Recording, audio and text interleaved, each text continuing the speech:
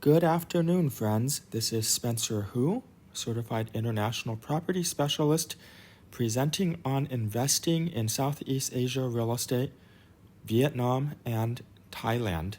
Gonna be throwing in an extra segment on Thailand for you guys, so a 2-for-1 today special. I wish I could be live there with you guys today, but I am actually recording this live from Southeast Asia right now in Phuket, Thailand, and I've been traveling around Southeast Asia for the last few weeks, starting in Ho Chi Minh City, Vietnam, and then Phnom Penh, Cambodia, and then here to Phuket, Thailand. To introduce a little bit about my background, I was licensed in California real estate pretty much right out of college in 2004. So almost about 20 years now, and about half of that has been at a global focus, both inbound, buyers buying here into the US that are from outside of US, and more recently outbound, helping US buyers buying outside of the US. Locally, I am a practicing realtor, servicing LA County and Orange County, but additionally, with more focus of what we're doing today, I do run a separate consulting company, hoo.global Consulting, which focuses on global real estate sales and marketing, global real estate coaching, global finance, and global event services. So for developers or listing agents that want to showcase their listings outside of US, that is something we also do. I've also been involved with a lot of organized real estate organizations from the local, state, and national levels in regards to their global committees and regards. Over the years, I've been honored and fortunate to be able to present on various topics related to global real estate, including opportunities in specific countries and regions, as well as how to market your properties to overseas buyers and how to work with overseas buyers. Some of the organizations I've worked with or spoken for or have been interviewed by are included here. So a lot of real estate associations, local, state, national level, a lot of multinational real estate brands. We see several here like Remax or Coldwell Banker, and of course several China-based corporations, conglomerates, media companies, and have of course been doing a lot with China before COVID started. So today our presentation is going to be focused on Southeast Asia, also known as ASEAN. And as you see, it is the entire region that is south of Greater China, which includes the mainland portion connected to China and all the islands that are south. So of course today's topic on Vietnam and Thailand, but also Southeast Asia includes Cambodia, Laos, Myanmar, which used to be called Burma, Indonesia. Many have probably heard of Bali Island, that's part of Indonesia. And then of course Philippines, very popular as well. And then Malaysia and the southern tip of Malaysia, Singapore.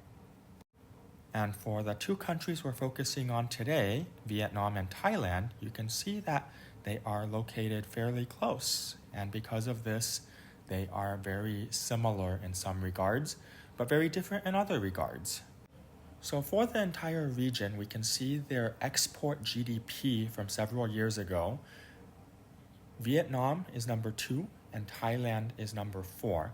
We don't really want to count Singapore since it's a little bit different than the rest, a little bit more higher and affluent. So in that case, Vietnam would be number 1 for all intents and purposes. Geographically, Vietnam is kind of like a S shape, and it has a huge coastline, as you can see, one of the largest coastlines in all of Asia, if not the entire world. And some of the more popular cities, of course, are Ho Chi Minh City, also known as Saigon in the south, Hanoi in the north, which is its capital, a little bit outside of Hanoi, an area called Ha Long Bay, a very big tourist area, and kind of in between on the coast, you have a city called Da Nang, This is the largest populated coastal city in Vietnam, and also on the coast in between another coastal city called Nha Trang, both beautiful beaches for Da Nang and for Nha Trang. Some of the top reasons to invest in Vietnam include its strategic location, and of course we already mentioned it is very central in Southeast Asia and directly connected to the mainland for China. Next, Vietnam has a very stable GDP growth, and it's been growing pretty much for the last 10 plus years, 20 plus years. And even through COVID, it was either stable or a slight growth, so it wasn't affected too much by COVID. So the GDP combined with the openness to foreign investment, and this is a lot of factories and foreign businesses moving to Vietnam. And part of this is pre-COVID, as many remember, the US was in a trade war with China.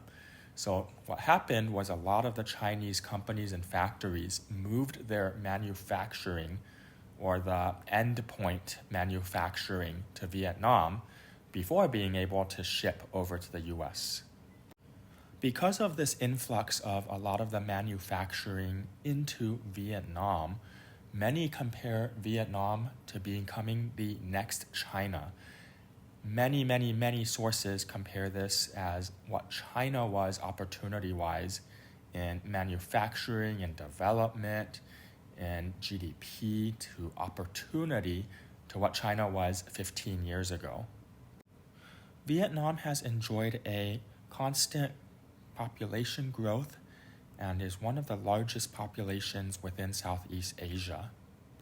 With this population growth, Vietnam has a younger demographic overall, where neighboring countries in Asia might have an aging population, where many will be retiring or becoming seniors within the next 10, 20 plus years. Vietnam will enjoy this younger population and workforce. So let's continue with the main part of our presentation today. Big question, can foreigners own real estate in Vietnam?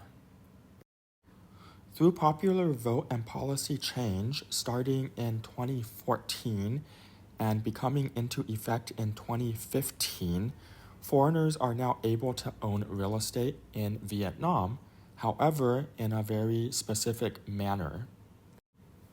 The main key points are that the foreigner can own in Vietnam, however, it would be limited to a 50-year lease. And the 50-year lease can be renewed. Effectively, right now, can be renewed once, so 100-year usage. There is no limit on the amount of units you can own. However, in any specific district or ward, you can only own up to 250 units. And if the buyer were to marry a local Vietnamese, they would be able to apply for a full title. So, hint, anyone that wants to get married can have a full title. There would be one other special category of buyer, and that would be of the Viet Q, and that would be for Vietnamese that are living overseas. And that could be someone whose parents are Vietnamese and they were born overseas. And through special process, if they were to apply for residency status through descent, they would be able to hold title directly, being a descendant of Vietnamese parents. Here I chose one example of a property that is currently being marketed for sale in an area called Ho Tram. This is about 2 hours south of Ho Chi Minh City on the coast. This project is on the beachfront. They are building a large master plan, so besides this project, there will be sister projects. And in this community, a 1-bedroom, probably about 50 square meters, 45, 50 square meters, so about 500 to 550 square feet, would be starting about $150,000. Of course, there are other properties, other locations. Anyone that wants to purchase in the main well-known cities, such as Ho Chi Minh City or Hanoi, that is also possible, but usually the starting prices will probably be double of this, so starting at $300,000 or more for a similar sized unit. Next, let's shift our focus to Thailand. Thailand, some of the main cities, of course, would be Bangkok, Chonburi, well known for Pattaya, Phuket, where I'm at right now, and Chiang Mai in the north. What are some of the main reasons to invest in Thailand? Again, it is a very strategic location within Southeast Asia and the ASEAN network. Thailand also has a very strong and stable economy with a GDP that has consistently increased over the past several years. Thailand is also one of the leading foreign direct investment destinations in Southeast Asia or Asia overall. Thailand currently is undergoing a huge infrastructure project called the EEC, the Eastern Economic Corridor, and this will run from the north of Thailand to the south of Thailand and includes many different industries, including manufacturing, travel, transportation, logistics, just to name a few. And it also includes the renovation and expansion of the Utapao Airport, which is south of Pattaya in the area called Rayong, and converting the existing airport into a larger international airport. So moving forward, we also ask, can foreigners own real estate in Thailand? And again, the answer is yes. However, Thailand is a little bit different than Vietnam. In Thailand, most new condos, the building will be separated into a ratio called a foreign quota, 49% of the units based on overall space, and the remaining 51% would be a Thai quota. Properties that are a foreign quota can be owned freehold direct in foreigner name, and if it is in Thai quota, it is possible for a foreigner to buy, however, would need to be under a Thai corporation method. If it is a landed property or buying land direct, then they would have to purchase using the Thai corporation method, which means a Thai corporation would need to be formed. A Thai partner would own 51% of that corporation, and the buyer would be 49%, so a little bit complex. Or there are situations where the developer can lease, give you a land lease for long term, anywhere from 50 years to 99 years, and you would own whatever building, the villa, that is on top of the land. Something kind of cool with Thailand is it might also be possible for a foreigner to obtain a purchase loan to purchase the property. This would be specific to the location, of course, not all locations, but there are a couple banks. Two of them highlighted here are UOB, United Overseas Bank, which is from Singapore, and MBK, which is a financial institution within Thailand. However, usually they will need very, very strong financials and employment background in order to do these lending programs. From some recent statistics from 2023, almost 15,000 condo units were sold, totaling over $2 billion with a B purchase value. This is over a 25% increase from the previous year in 2022. Something to keep in mind is this is only for the foreign quota condos, and this will account for 13.4% of all condominiums sold. This does not include Thai corporation purchases, meaning any Thai quota condos purchased by a foreigner, or any landed property purchased by a foreigner, which means a detached villa or a townhome or a shop house. These are all not included. So as you can tell, a lot of foreign investment into residential properties. From this grouping, about 50% of this is from China. Another 25% or so is from Russia, and the rest would be made up from US and Europeans. Here is one of the many, many examples of a development in Pattaya. This one being from the famous Riviera Group, which is a more upscale luxury developer. This specific building is 1 block from the ocean and beach, about 5-minute walk. It is about 43 floors, offering 500 plus units, ranging from studio up to large 2-bedroom, so about 25 square meters up to 100 square meters. They are all ocean view units, anywhere from a partial ocean view up to a full panoramic ocean view on the front of the building, what we call the ocean front side of the building. And these would start anywhere a little bit shy of 100,000 for the studio and 1-bedroom units. Lastly, we want to talk a little bit about cost of living.